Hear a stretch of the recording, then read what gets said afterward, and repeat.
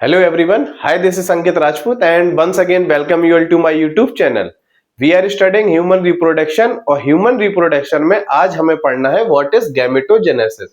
तो इसके पहले मैंने आपको ये सारी चीजें जो बेसिक है gametogenesis पढ़ने के पहले वो मैं आपको समझा चुका हूँ कि भाई oogenesis क्या होता है, spermatogenesis क्या होता है, कैसे जर्म सेल से स्पर्म बनता है, कैसे फीमेल जर्म सेल से ओवा बनता है। तो हमने वहां पे पढ़ी थी male germ cell, female germ cell और कैसे उससे ओवा बनता है और एक स्पर्म बनता है। तो कैसे मैंने आपको बताया था germ cell, male germ cell testis में प्रेजेंट होंगी, टेस्टिस में भी कहां पे प्रेजेंट होती हैं, सेमनीफेरस ट्यूब्यूल में प्रेजेंट होती हैं।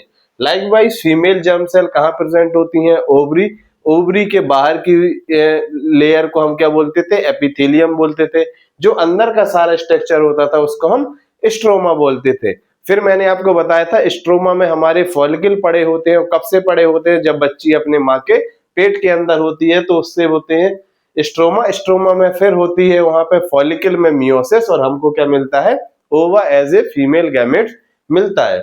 फिर मैंने आपको बताया कि सेल डिवीजन में भाई दो चीजें होती हैं। जब आप पढ़ते हो एनसीईआरटी 11th एनसीईआरटी में सेल साइकिल और सेल डिवीजन चैप्टर, तो वहां पे आप देखोगे कि दो प्रोसेस से सेल डिवीजन होता है, दैट इज माइटोसिस और एक मियोसिस। से बहुत फैमिलियर होगी आप इन दो शब्दों से और जगह जगह ये आते रहते हैं। तो व्हाट इज माइटोसिस और व्हाट इज मियोसिस ये आप वहां पे डिटेल में पढ़ोगे।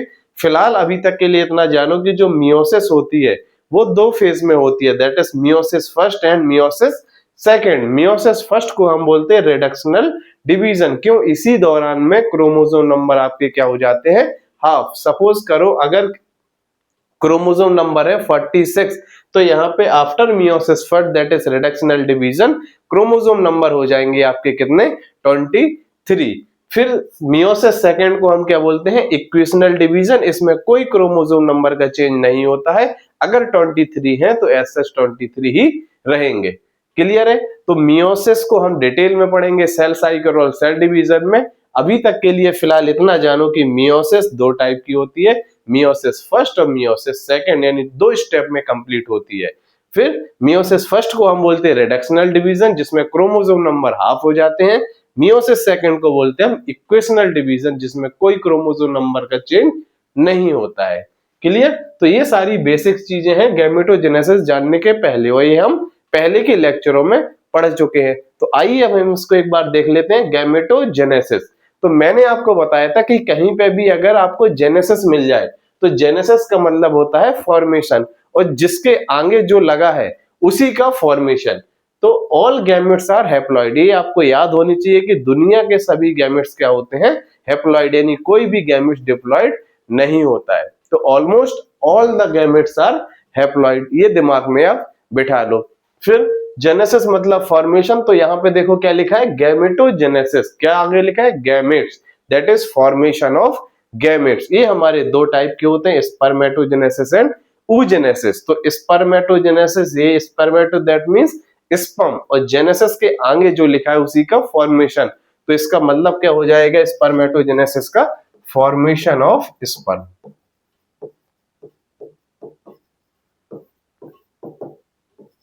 इज नोन एज, बताओ, फॉर्मेशन ऑफ स्पर्म को हम क्या बोलेंगे, स्पर्मेटोजेनेसिस। अब यहां लिखा है oogenesis, जेनेसिस मतलब फॉर्मेशन और जो आगे लिखा है उसी का फॉर्मेशन। तो ये क्या हो जाएगा, फॉर्मेशन ऑफ ओवा बोलो आप या फिर ओवम बोलो।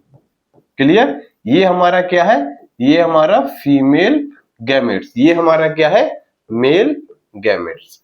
क्लियर?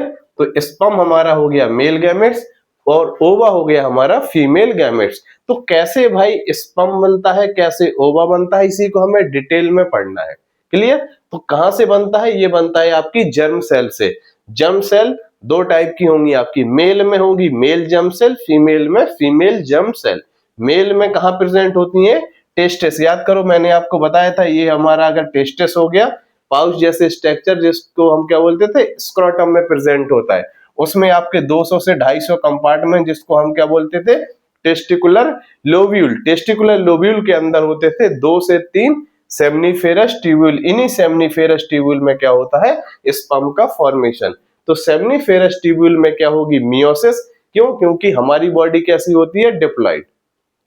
क्लियर? तो 46 क्रोमोसोम हम में होते हैं और मैंने अभी आपको बताया कि जो स्पर्म होगा आपके, कोई भी गैमेट्स होगा, वो क्या होगा? हैप्लॉइड। तो यहाँ पे हमें जरूर 2n से क्या करना है? n करना है। तो कौन सी प्रोसेस हमारी काम आएगी? मियोसिस। मियोसिस में क्या होती है? रिडक्शनल डिवीजन, जिससे आपके क्रोमोसोम नंबर क्या हो जाते हैं? हाफ। अगर यहाँ पे है 46 तो यहाँ पे कितने बचेंगे आपके? 23 क्रोमोसोम। तो ये तो जाहिर सी बात है कि भाई सेमनीफेरस ट्यूब्यूल में ये जो हमारी स्पर्मेटोजेनेसिस की प्रोसेस है, कहाँ होगी? सेमनीफेरस ट्यूब्यूल में। और सेमनीफेरस ट्यूब्यूल में एक बार जरूर क्या होगी? मियोसिस, जिससे क्रोमोसोम नंबर क्या हो जाएंगे? हाफ। क्यों? क्योंकि ऑल गैमेट्स आर हैप्लॉइड। जो भी गैमेट्स बनते हैं वो हमारे क्या होते हैं? हैप्लॉइड। क्लियर? तो वैसे ही ओवरी, ओवरी के अंदर का सारा स्ट्रक्चर मैंने आपको बताया था, ये क्या कहलाता है? स्ट्रोमा। अंदर वाला कहलाता था, बताओ, मेडुला। बाहर वाला क्या कहलाता था? कॉर्टेक्स। इसमें क्या प्रेजेंट होती थी? हमारी कुछ जर्म सेल भी प्रेजेंट होती हैं, वरना पूरा का पूरा एक इससे भरा होता है, फॉलिकल से भरा होता है। यही फॉलिकल आप में क्या होगी? मियोसिस। और क्या बनेगा आपका? ओवा। तो इसको हमें डिटेल में पढ़ना है कि हाउ द फॉर्मेशन ऑफ ओवा occurs and formation of sperm occur। दो प्रोसेस से, दैट इज स्पर्मेटोजेनेसिस और oogenesis। आज हम डील करेंगे डिटेल में किसको? स्पर्मेटोजेनेसिस को। क्लियर है? तो ये देखो आप, स्पर्मेटोजेनेसिस। तो कभी भी आपको कोई भी अगर फॉर्मेशन ऑफ गैमेट्स पढ़ोगे तो मैं 4 हेडिंग में पढ़ाऊंगा उसको, यानी 4 पॉइंटों में आपको डील करना है। कौन कौन सा? यहाँ देखो, PGMT। कोई भी गैमेटोजेनेसिस हो, चाहे वो स्पर्मेटोजेनेसिस हो और चाहे वो oogenesis हो, आपको ये 4 पॉइंट अगर समझ में आ जाएंगे तो आपके चुटकी में ये चीज हो जाएगी। तो पहला PGMT, इसका मतलब क्या है? आइए उसको मैं समझाता हूं। देखो, P for stage of proliferation. तो P का मतलब यहाँ पे क्या है? कि स्टेज ऑफ प्रोलिफरेशन, यानी आपकी जो मेल जर्म सेल है जो कि प्रेजेंट है सेमनीफेरस ट्यूब्यूल में, उसमें पहला जो स्टेप होगा वो होगा P, that is stage of proliferation.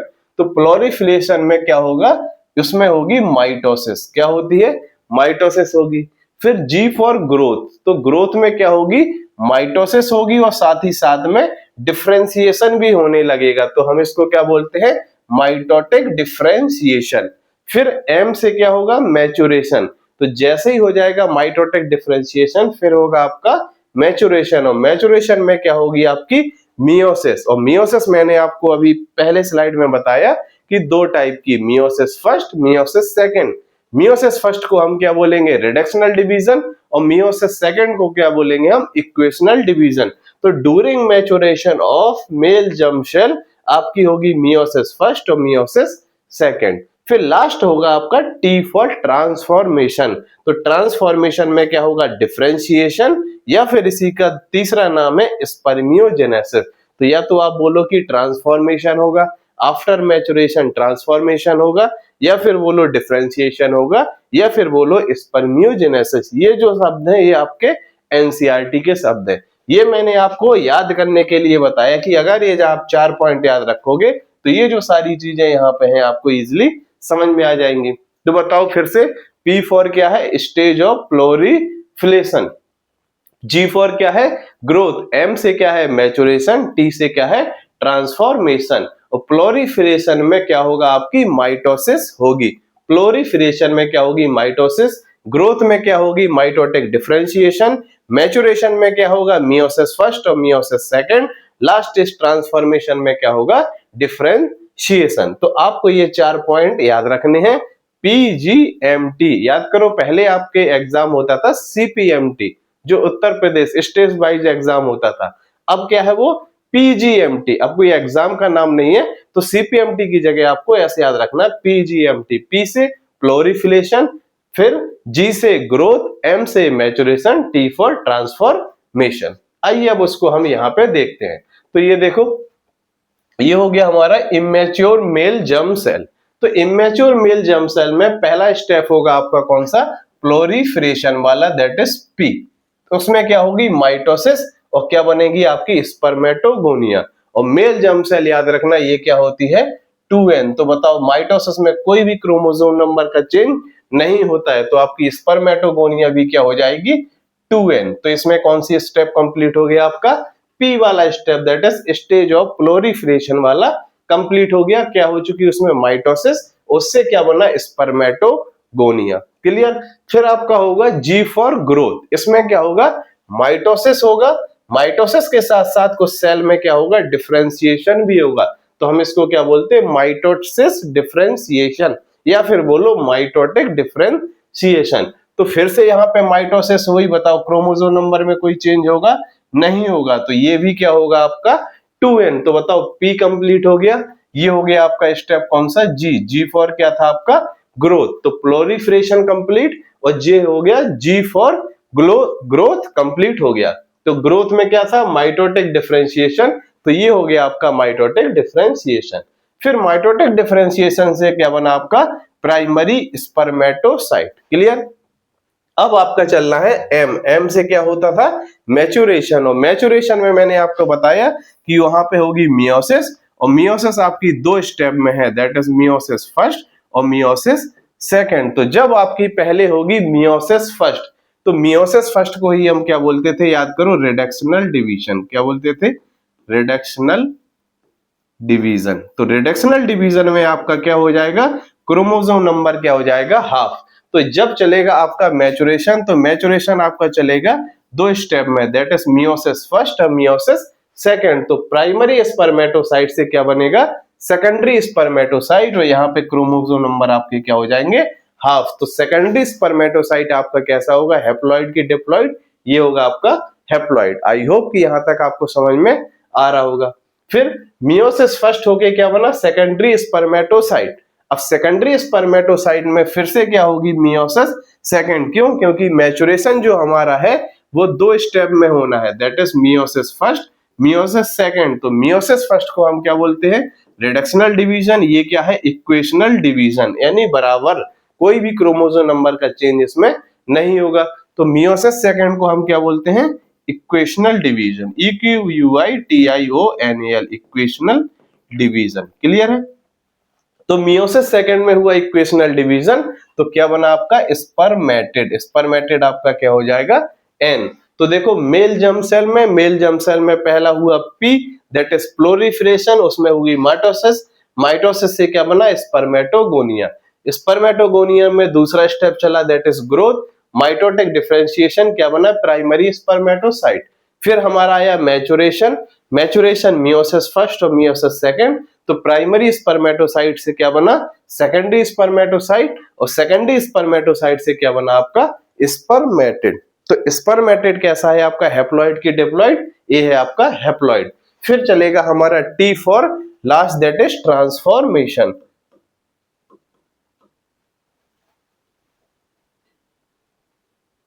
तो देखो PGM के बाद लास्ट स्टेप हमारा क्या होगा ट्रांसफॉर्मेशन, और ट्रांसफॉर्मेशन में क्या होगा spermatid will transport to form spermatozoa या फिर स्पर्म। जो हमें बनाना था मेल जर्म सेल से कैसे स्पर्म का फॉर्मेशन होता है ये 4 स्टेप में, तो आखिरी स्टेप में यहाँ पे क्या होगा आपका ट्रांसफॉर्मेशन। तो ट्रांसफॉर्मेशन बोलो या फिर इसी को आप बोलो डिफरेंशिएशन या फिर इसको बोलो स्पर्मियोजेनेसिस। तो ट्रांसफॉर्मेशन के दौरान क्या होगा इस स्पर्मेटेड में होगा ट्रांसफॉर्मेशन, और ये क्या बनेगा स्पर्म का फॉर्मेशन हो जाएगा। स्पर्म को ही हम क्या बोलते हैं स्पर्मेटोजोआ। तो बताओ कैसे मेल जर्म सेल से स्पर्म का फॉर्मेशन हुआ। आई होप कि ये 4 स्टेप में आपको समझ में आया होगा।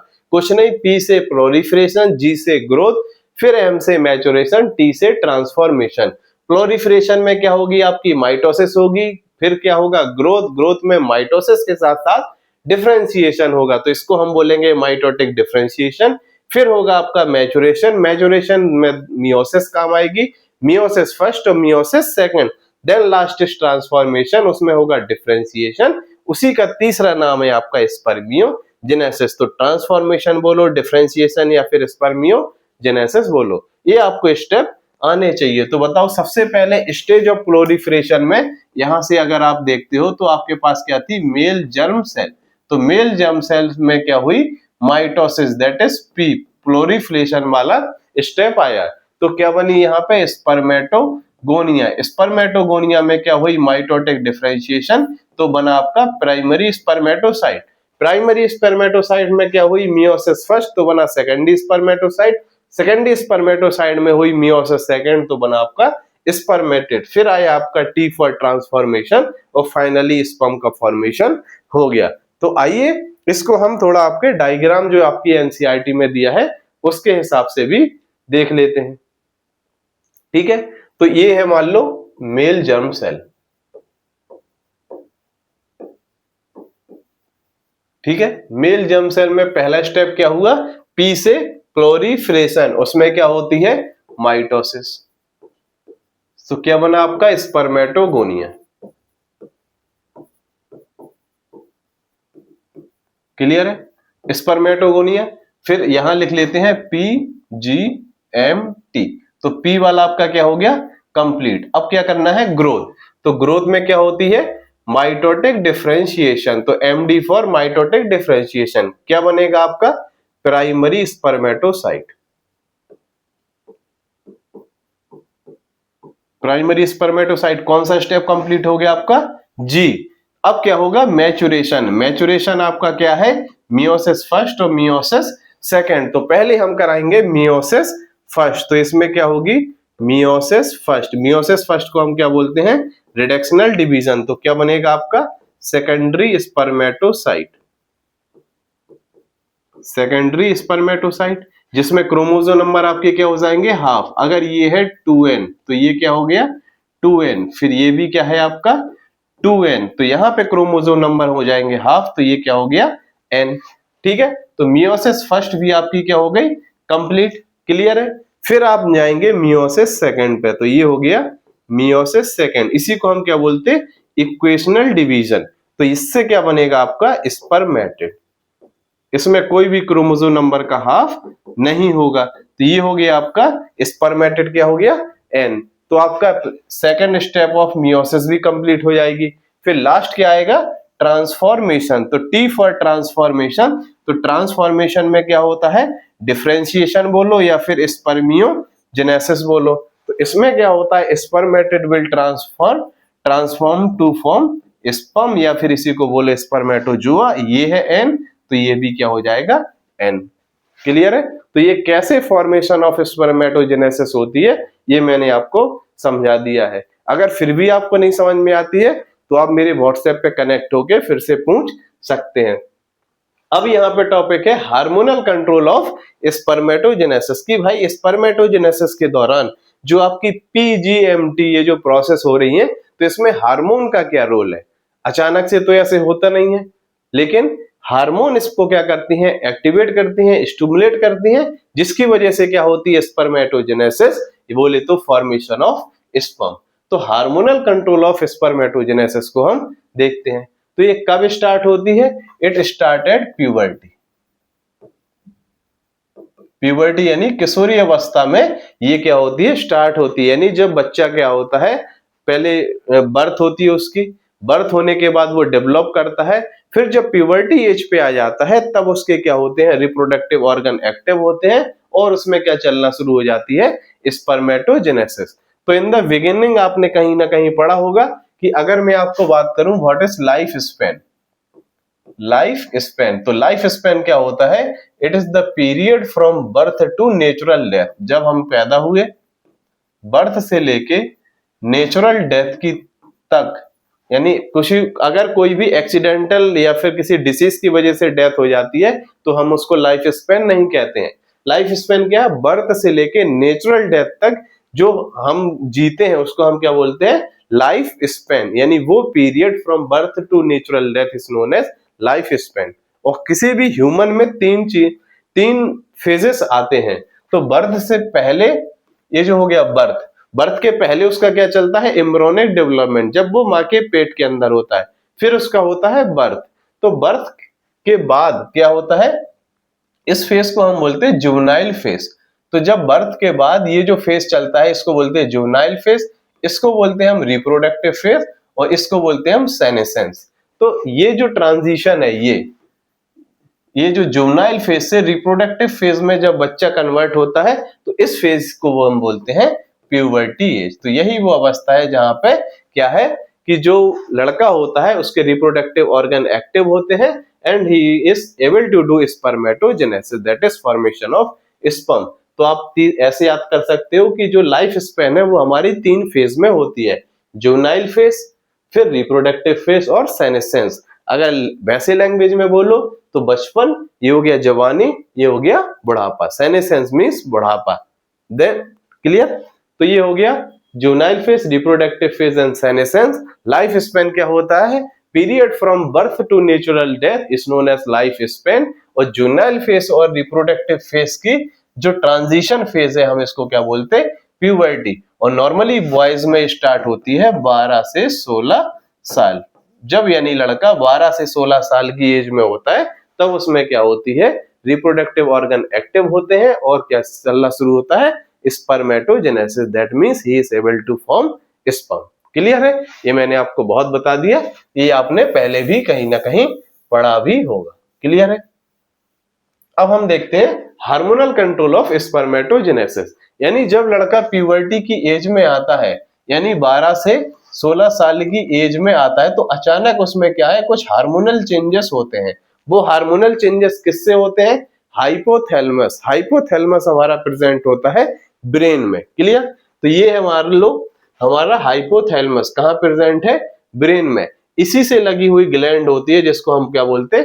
Pituitary gland. ये आप जब न्यूरल कंट्रोल एंड कोऑर्डिनेशन पढ़ोगे तो वहां पे डिटेल में पढ़ोगे कि हाइपोथैलेमस कहाँ प्रेजेंट होता है, एंटीरियर पिट्यूटरी यानी पिट्यूटरी ग्लैंड कहाँ प्रेजेंट होती है। फिलहाल इतना याद रखो कि ब्रेन में हमारा क्या प्रेजेंट होता है? हाइपोथैलेमस। हाइपोथैलेमस क्या रिलीज करता है? जीएनआरएस। इसको हम क्या बोलते हैं? गोनेडोट्रोपिन रिलीजिंग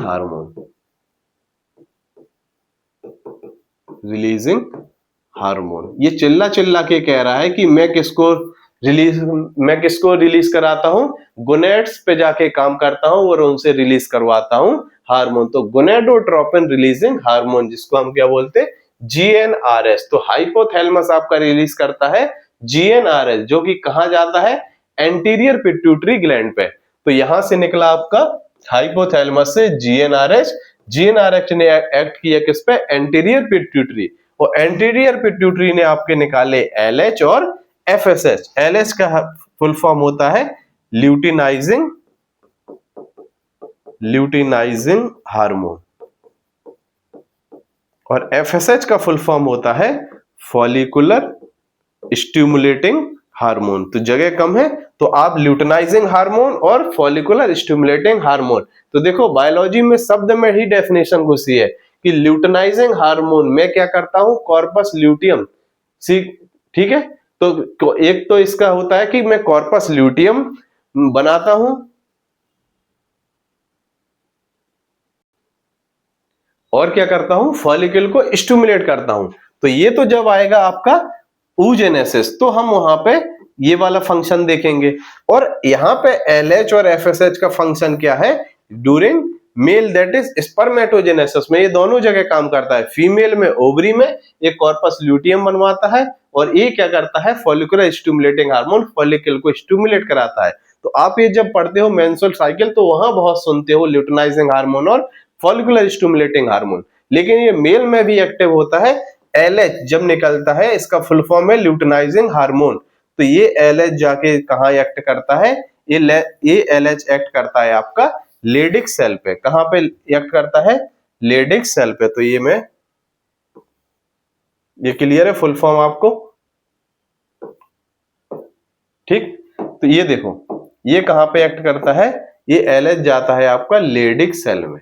लेडिक सेल को ही याद करो, हमने क्या पढ़ा था? लेडिक सेल को हम बोलते हैं इंटरस्टिशियल सेल। तो ये जो हो गए किसके? Seminiferous tubule. ये हो गई आपकी सेमनीफेरस ट्यूब्यूल, ये हो गई सेमनीफेरस ट्यूब्यूल। उसके बाहर जो सेल प्रेजेंट होती हैं उसको हम क्या बोलते थे? इंटरस्टिशियल सेल या फिर लेडिक सेल। तो ये जो आपका LH हार्मोन है ये कहां पे जाके एक्ट करता है? ये एक्ट करता है आपका लेडिक सेल पे। लेडिक सेल से क्या सीक्रेट करवाता है?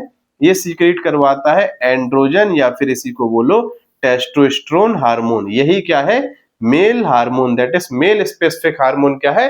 एंड्रोजन या फिर बोलो टेस्टोस्टेरोन। तो लेडिक सेल ने सीक्रेट करवाया एंड्रोजन या फिर टेस्टोस्टेरोन। तो यहाँ पे आपकी तीन प्रोसेस होती है, पी, जी और एम, दैट इज प्रोलिफरेशन भी होता है, ग्रोथ होती है और क्या होती है, मैचुरेशन। तो जो लेडिक सेल सीक्रेट करवाता है एंड्रोजन और टेस्टोस्टेरोन, तो ये जाके एक्ट करता है आपकी कहां पे, मेल जर्म सेल पे। तो याद करो, मेल जर्म सेल पे जब ये एक्ट करेगा तो क्या करवाएगा, P say that is mitosis करवाएगा, जी से माइटोटिक डिफरेंशिएशन करवाएगा और एम से क्या करवाएगा, ये मियोसिस फर्स्ट और मियोसिस सेकंड। तो कुछ नहीं, देखो एलएच ने जाके एक्ट किया, एलएच ने जाके कहा एक्ट किया, लेडिक सेल क्या सीक्रेट करवाया इसने, एंड्रोजन या फिर इसी को बोलो टेस्टोस्टेरोन। तो इन्होंने जाके कहा एक्ट किया, मेल जर्म सेल पे। तो मेल जर्म सेल में कौन सी तीन चीजें हुई, पी से प्रोलिफरेशन शुरू हुआ, जी से ग्रोथ और एम से मैचुरेशन होना शुरू हो गया। तो अंततः इसने यहाँ पे क्या बनाना शुरू कर दिया होंगे, बताओ, एम कंप्लीट होते होते क्या बन जाता है आपका, ये बन जाता है आपका स्पर्मेटेड। तो स्पर्मेटेड यहाँ पे बन गए।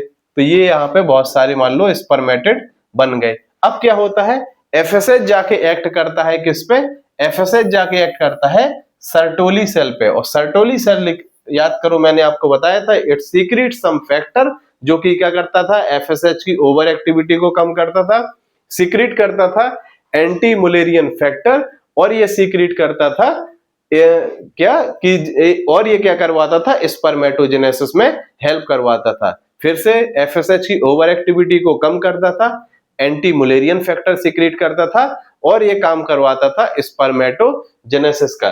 तो जब एफएसएच आपका जाके सर्टोली सेल पे एक्ट करता है तो ये सीक्रेट करता है कुछ फैक्टर, जो कि क्या करता है, हेल्प इन स्पर्मियोजेनेसिस। स्पर्मियोजेनेसिस क्या होती है, in this process spermatid is transfer into spermatozoa या फिर स्पर्म। और ये कौन सा स्टेप आपका कंप्लीट होता है, टी, दैट इज ट्रांसफॉर्मेशन। तो पीजीएम करवाता है कौन, एंड्रोजन या फिर टेस्टोस्टेरोन। फिर आपका एफएसएच जाके एक्ट करता है सर्टोली सेल पे, तो ये कौन सा स्टेप करवाता है, ट्रांसफॉर्मेशन। ट्रांसफॉर्मेशन के दौरान क्या होता है, spermatid are transform into spermatozoa या फिर स्पर्म। तो आपके जो चार स्टेप हैं, पी, जी, एम और टी। फिर से बताओ, जैसे आपका एलएच हार्मोन आपका सीक्रेट हुआ तो ये कहां पे गया, लेडिक सेल के पास। लेडिक सेल ने क्या सीक्रेट करवाया, एंड्रोजन या फिर बोलो टेस्टोस्टेरोन। तो कौन से स्टेप कंप्लीट हुए, पी, जी और एम। तो ये सारी चीजें मेल जर्म सेल से क्या बन गया, स्पर्मेटेड। तो स्पर्मेटेड के बाद फिर क्या सीक्रेट हुआ, एफएसएच। एफएसएच जाके कहा एक्ट किया, सर्टोली सेल पे। सर्टोली सेल ने क्या करवाया, transformation, that is spermatid is transform into spermatozoa या फिर स्पर्म। तो ये है आपकी हार्मोनल कंट्रोल ऑफ स्पर्मेटोजेनेसिस। दो हार्मोन काम करते हैं, LH and FSH. LH act करता है आपका लेडिक सेल पे, वो सीक्रेट करवाएगा एंड्रोजन, वो एक्ट करेगा आपकी मेल जर्म सेल पे। और कौन स्टेप करवाएगा, तीन, पीजीएम।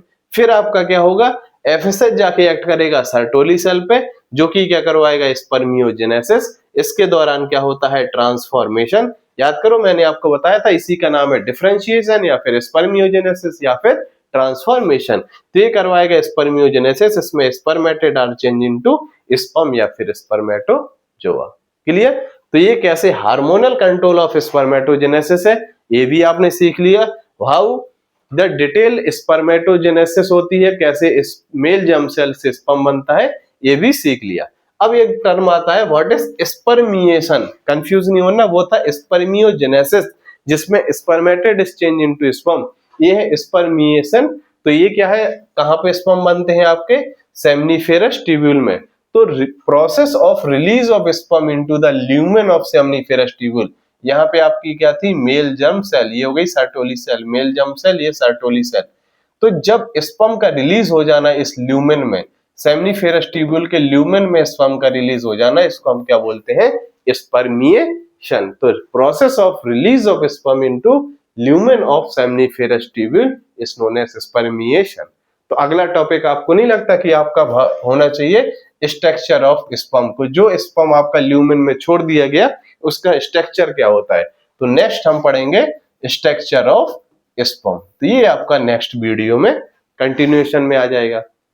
अब एक क्वेश्चन आता है कि why puberty age are varying nowadays. तो प्यूबर्टी की एज किसी में 10 साल होती है, किसी में 12 साल, किसी में 14 साल, यानी अर्ली प्यूबर्टी एज जो होती है वो क्यों आ जाती है लोगों में आजकल जल्दी प्यूबर्टी आ जाती है, तो उसका रीजन क्या है? तो during child testosterone forming gene is inactive. तो बताओ, जब टेस्टोस्टेरोन बनाने वाली जीन क्या है इस टाइम पे इनएक्टिव है, तो क्या नहीं बन रहा है? टेस्टोस्टेरोन नहीं बन रहा है, तो हमारी स्पर्मेटोजेनेसिस की प्रोसेस नहीं हो रही है। ठीक है, अब इसका एक्सप्लेनेशन क्या है कि gene activity also depend upon environment. तो जीन एक्टिविटी सिर्फ और सिर्फ इन्वायरमेंट पे नहीं डिपेंड होती है, ऑल्सो डिपेंड, ये भी एक फैक्टर है। अगर आप कहोगे सिर्फ इन्वायरमेंट पे, तो ये गलत है। ऑल्सो डिपेंड यानी एक फैक्टर ये भी है कि भाई जीन की एक्टिविटी डिपेंड अपॉन इन्वायरमेंट। और आज के जो इन्वायरमेंट है मोबाइल वगैरह और इन सब चीजों की वजह से कि क्या होता है, आपका इन्वायरमेंट चेंज होता है, जिस वजह से क्या है आपकी जो इनएक्टिव टेस्टोस्टेरोन फॉर्मिंग जीन है वो जल्दी एक्टिव हो जाती है। जल्दी एक्टिव की वजह से प्यूबर्टी एजेस मेट्रो सिटीज में आप देखोगे कि 10 साल, 11 साल, 12 साल में क्या है प्यूबर्टी एज वह बॉयज और गर्ल्स में देखी गई है। तो ये किस पे, ये सिंपल आपने पढ़ा होगा कभी सेंट्रल डोग्मा, जिसमें डीएनए से डीएनए के फॉर्मेशन को हम क्या बोलते हैं? रेप्लिकेशन। तो डीएनए से डीएनए भी बनता है, डीएनए से क्या बनता है? एमआरएनए, एमआरएनए से बनती है प्रोटीन, प्रोटीन से एंजाइम, एंजाइम से होती है रिएक्शन और रिएक्शन से बनते हैं प्रोडक्ट। तो बताओ, टेस्टोस्टेरोन हमारा प्रोडक्ट है, अभी क्या है? इनएक्टिव। अब इसको अगर हमें एक्टिव करना है तो जो डीएनए से डीएनए फॉर्म वाला जो डीएनए होगा इसमें क्या प्रेजेंट होगी? जीन। तो अगर आपकी जीन एक्टिव हो गई तो उससे क्या बनेगा? एमआरएनए, एमआरएनए से प्रोटीन से बनेगी एंजाइम से रिएक्शन और प्रोडक्ट के नाम पे आपका क्या बनेगा?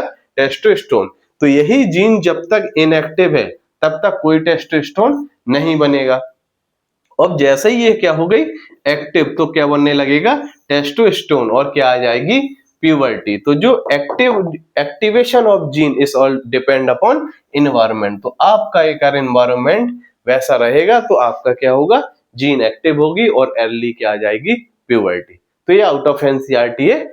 ठीक है, तो ये मैंने जस्ट फॉर जनरल नॉलेज आपको बता दिया है। तो अगर आपको स्पर्मेटोजेनेसिस क्या होती है और हार्मोनल एक्शन ऑफ स्पर्मेटोजेनेसिस नहीं समझ में आई, तो कहीं पे भी अगर आपको डाउट है तो आप मेरे 7897984128 इस व्हाट्सएप पे पूछ सकते हो। फिर भी अगर आ गया तो आप इसके क्वेश्चन लगा लेना, कोई भी अगर डाउट होता है तो पूछ लेना। तब तक के लिए bye bye, take care, have a nice day. Next हम पढ़ेंगे structure of sperm. Clear? Thank you.